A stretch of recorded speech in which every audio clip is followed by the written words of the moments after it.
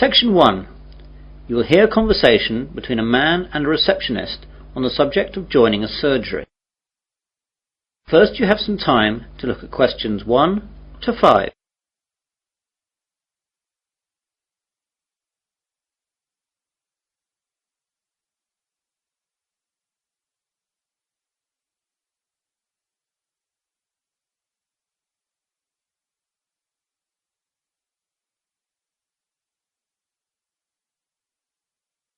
You will see that there is an example. This time only, the conversation relating to this will be played first. Hello, I've just moved to Melbourne for a new job and I've been advised to register with a new doctor for my family and myself. I think that this surgery is the nearest one to where I live. What's the name of the road that you live in, sir? Dawson Road. So, Dawson Road is the correct answer. Now we begin. You should answer the questions as you listen, as the recording is not played twice. Listen carefully to the conversation and answer questions 1 to 5.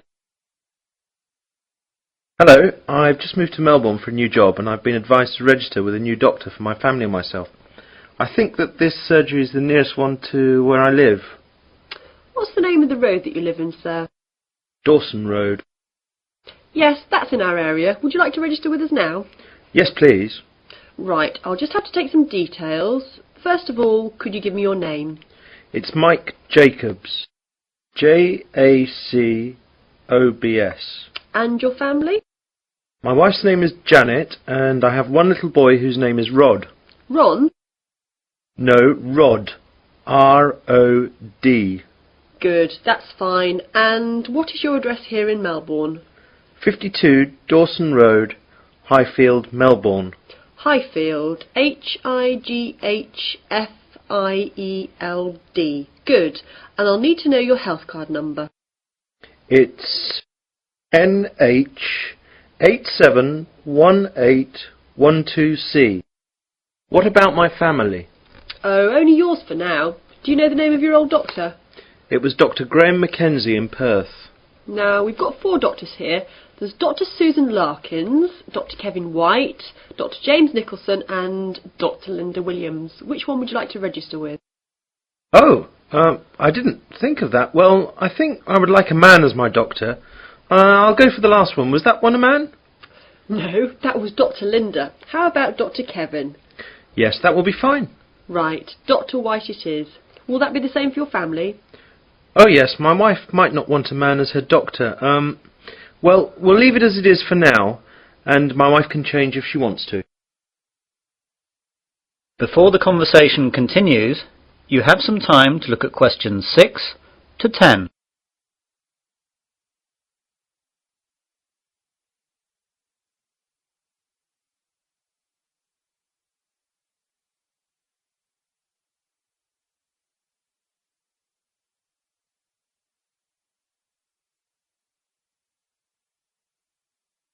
Now listen carefully and answer questions 6 to 10. I'd like to make an appointment now for my wife. She wants to come in at the end of the week. How about this Friday morning? That's Friday the 21st. I don't think she can make the morning. Any openings in the afternoon? There are appointments available at 2, 2:30 and 3:30. We'll take the first one, please. OK, that's done. Oh, and what shall my wife do if she wants to switch doctor? She can just give us a call here. Do you want to take the number down? Yes, please. It's 72539829. Can you give me your name, please? My name's Angela, but there are 2 other girls who might be on duty as well. Their names are Elizabeth and Rachel, but it doesn't matter who's on duty. Anyone can take care of it. Now, what do we do if we need to call out a doctor during the night? We've got a rotation system with the doctors in the area. There's a mobile number you can call and that'll get through to the doctor who's on duty. What's that number? It's 0506 759 3856. Got that. I didn't ask about any charges. Like all Australia, prescriptions have to be paid for at the chemist at the prevailing rate. Some things like vaccinations for travel and insurance report we make a standard charge for, and I can give you a price list for those. Consultations, though, are under the National Health Service, so they'll be free. Great, well, that's all. Thanks and goodbye. Goodbye. That is the end of section 1. You will now have half a minute to check your answers.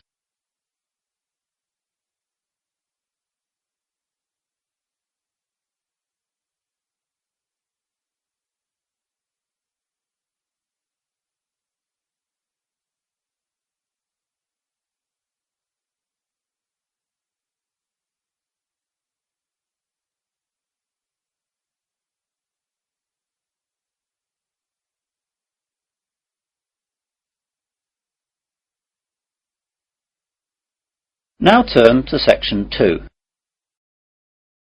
Section 2. You will hear a man giving a guide talk to new students at a university library. First you have some time to look at questions 11 to 16.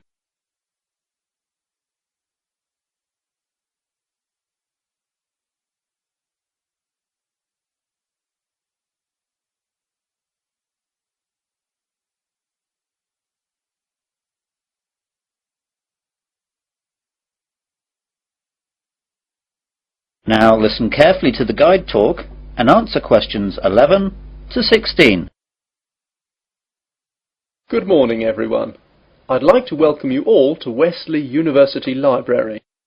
This is a 20-minute tour around the library to show you all the facilities and all you'll need to know to start off your life here as a student at the university. What I'll start by doing is telling you about what you need to do to join the library. Then I'll briefly tell you about our facilities, and then I'll guide you quickly round and show you everything. So, to join the library, you need to go to the reception between the hours of 9 AM and 5 PM.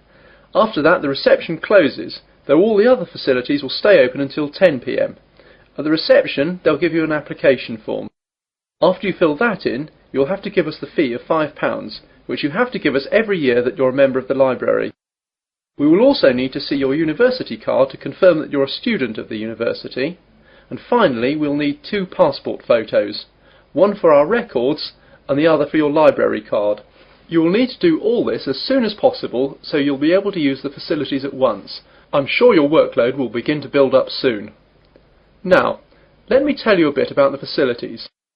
The library opens daily from 8 AM to 10 PM, though, as I told you earlier, the reception operates only between the hours of 9 AM and 5 PM.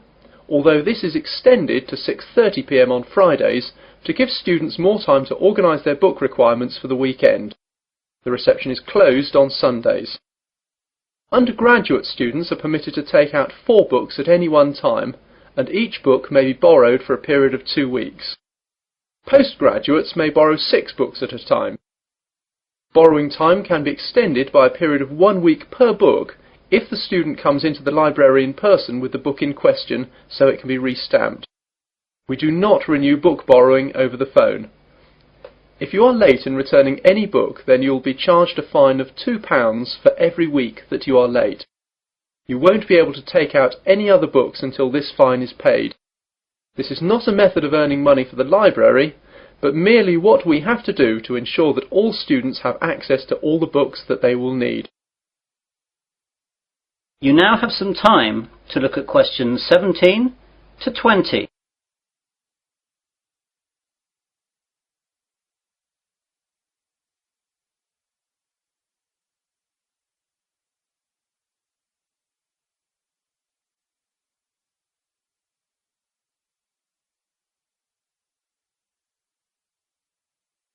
Now listen to the rest of the guide talk and answer questions 17 to 20.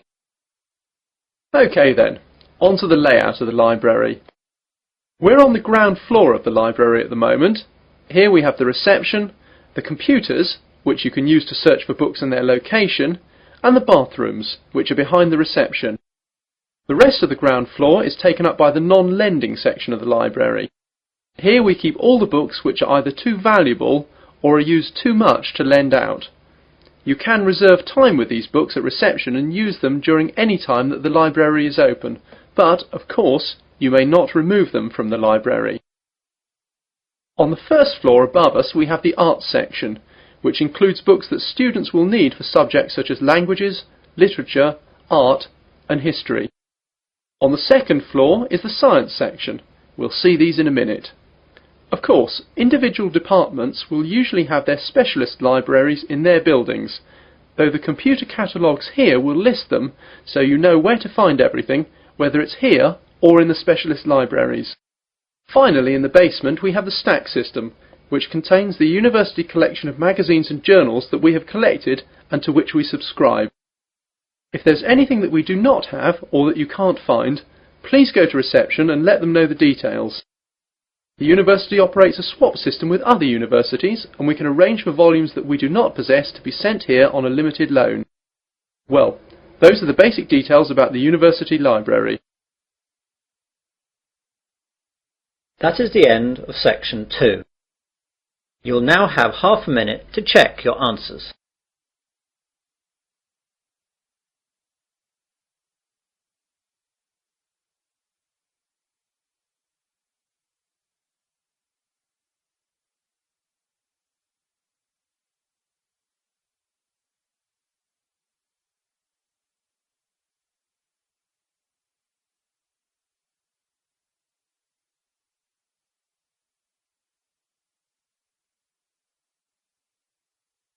Now turn to section 3. Section 3. You will hear a tutor and 3 students discussing their work. First, you have some time to look at questions 21 to 27.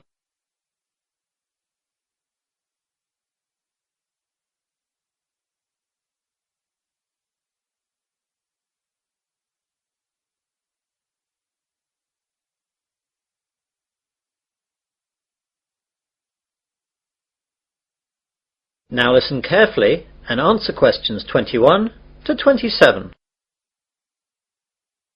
Good morning everyone. Well, in today's tutorial we're going to discuss the essays that you have to submit by the end of next week. Some of you will have already started them, which is good, and if you haven't, well, that's okay, but you'll have to get a move on. So let's begin with you, Simon. What's happening with you? Well, I've made a start on it. I researched the background quite extensively last weekend, and I should get to the writing stage tomorrow with a bit of luck, and I'll get finished at the weekend. What are you writing about? I decided to look at the car manufacturing company Jaguar, examine the problems they had with reliability in the 1970s and 80s, how they dealt with it, and how it affected their marketing and sales strategy. That sounds pretty interesting. Any problems with that? At the start I had problems getting information from that far back, but after rooting around in the library I found some magazines which gave me information and also gave me references to find other stuff. It seems now the only problem is keeping to the 4,000 word limit. It just seems that I have so much to write about. It seems I'll need 5,000 or even 6,000 words to be able to cope. Yes, your essay title seems to me to be very wide-ranging.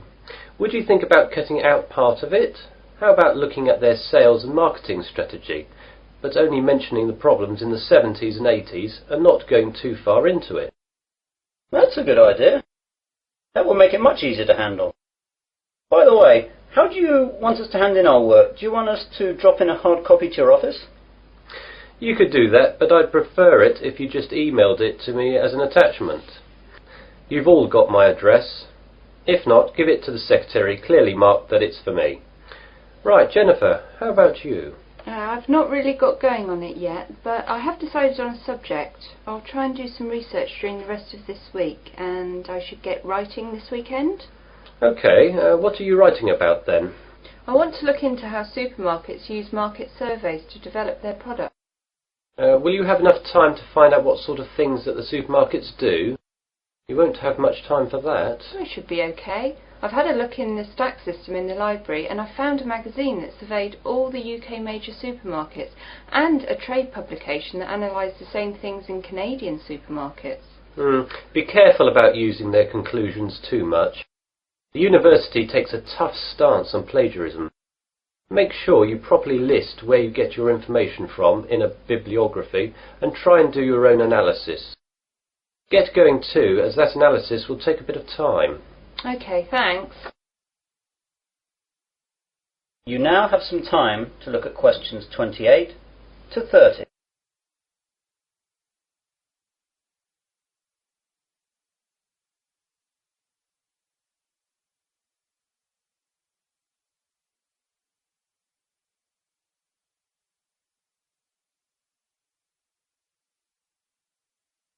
Now listen to the rest of the discussion and answer questions 28 to 30. And Melanie, how is your work going? I'm a bit behind, I'm afraid. I was sick all last week and the weekend with flu. I've got a subject I think, but I've not done any work on it yet. Is there any chance I can get an extension to the submittal date? The policy of the department is not to give any extensions unless there are extenuating circumstances. Do you have a doctor's certificate or anything? I went to the doctor's, but I didn't get a note as I didn't realise I would need it. The doctor will have a record of me, though, as I got a prescription. I'll go back and get one. Yes, do. If you get one, then there shouldn't be a problem getting an extension. Without it, though, you'll be in trouble. What subject are you considering, anyway? I thought I'd do an overview of the UK mortgage interest rates and their effect on housing sales trends over the last 10 years. I thought it might be of interest because of the huge increases of house prices over the last decade. Certainly an interesting subject, and it should be no great problem getting information, as this has been fairly well documented. There's a lot of work again, though, and you'll really need to get cracking on it, even with the extension, if you get one. Well, I've not got much on for the rest of the week, and I've set aside the weekend to really get to grips with it. Good. Now, is there anything else? That is the end of section 3. You will now have half a minute to check your answers.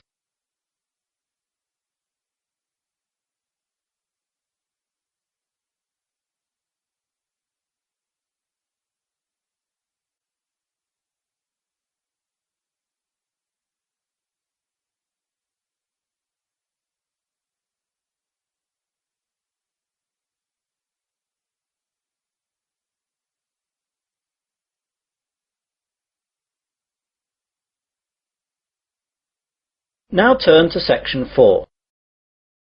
Section 4. You will hear part of an Earth Sciences lecture. First you have some time to look at questions 31 to 40.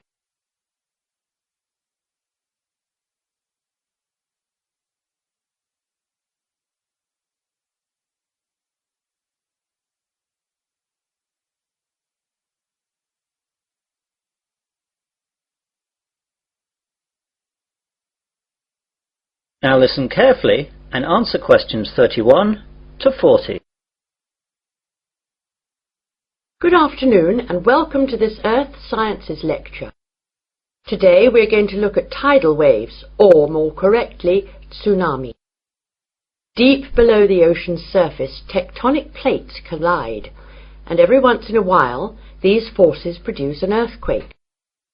The energy of such submarine earthquakes can produce tidal waves which radiate out in all directions from the epicenter of the quake, moving at speeds of up to 500 miles per hour. When these waves reach shore, they can cause enormous destruction and loss of life. Tidal waves are actually misnamed. They are not caused by tides. A more accurate word for them is the Japanese name tsunami, which means harbour wave. They are also sometimes called seismic sea waves, since they can be caused by seismic disturbances such as submarine quakes. However, that name is not really accurate either, since tsunami can also be caused by landslides, volcanic eruptions, nuclear explosions, and even impacts of objects from outer space, such as meteorites, asteroids, and comets. Earthquakes, though, are the largest cause of tsunami. Tectonic plates cover the world's surface, and their movement can be detected anywhere in the world. Some areas of the world are more prone to greater movement, and it is in these places that the largest waves can occur. Large vertical movements of the Earth's crust occur at plate boundaries, which are known as faults. The Pacific Ocean's denser oceanic plates are often known to slip under continental plates in a process known as subduction. And subduction earthquakes are the most effective in generating tsunamis. A tsunami can be generated by any disturbance that displaces a large water mass from its equilibrium position.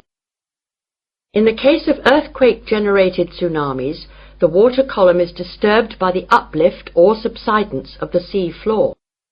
Submarine landslides, which often accompany large earthquakes, as well as collapses of volcanic edifices, can also disturb the overlying water column as sediment and rocks slump down and are redistributed across the sea floor.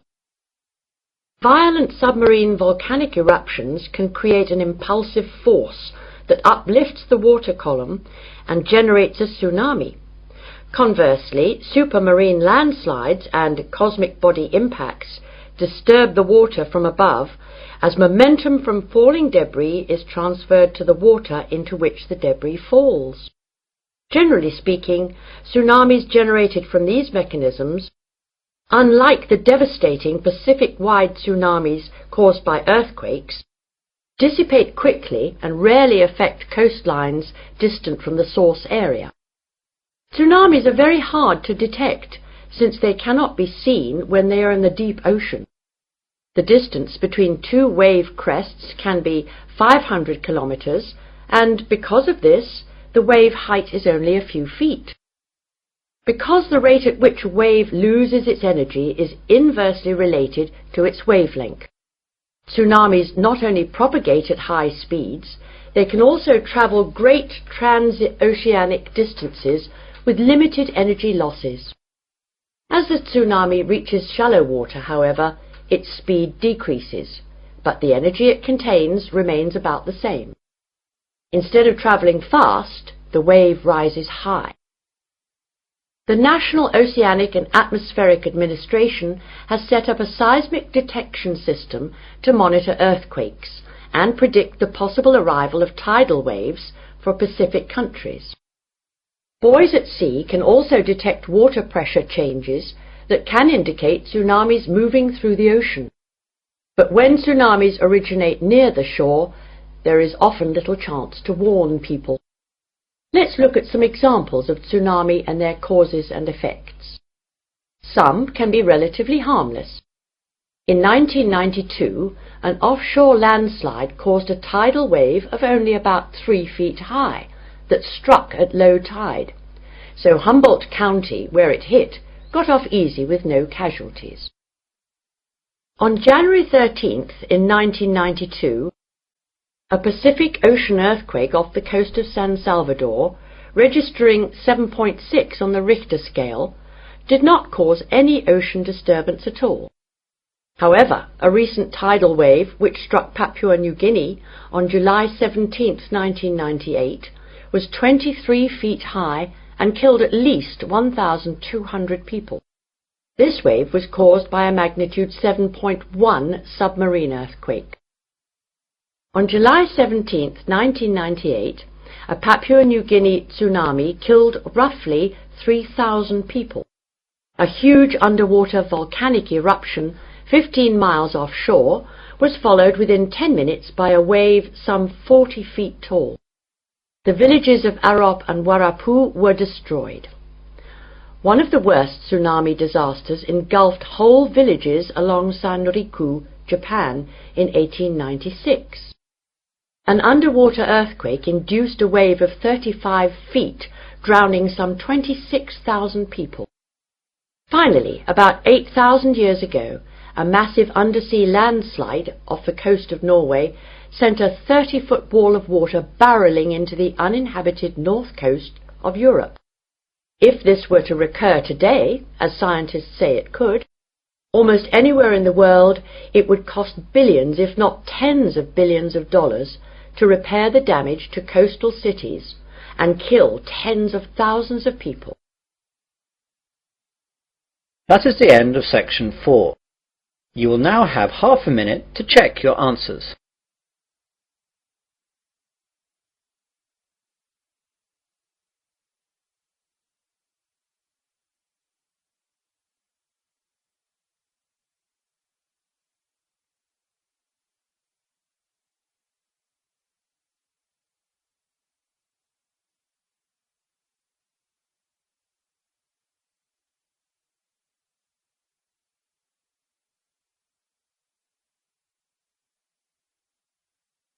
That is the end of listening test